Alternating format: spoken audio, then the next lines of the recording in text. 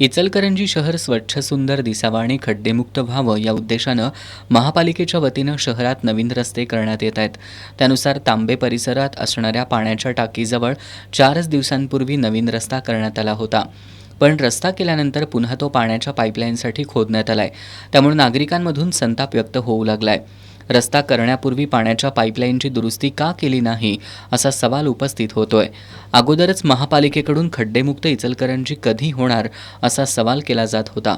पण नवीन रस्ता करायचा आणि पुन्हा तो पाण्याच्या पाईपलाईनसाठी खोदायचा हा गोरखधंदा महापालिकेनं सुरू केल्याचा आरोप केला जातोय. राज्य शासनाच्या निधीतून म्हणजेच सर्वसामान्य जनतेच्या करातूनच हे रस्ते केले जात आहेत. पण अशा प्रकारे रस्ते करून पुन्हा ते उकरून पैशाचा चुराडा केला जात असल्याबद्दल महापालिकेवर टीका होऊ लागली आहे.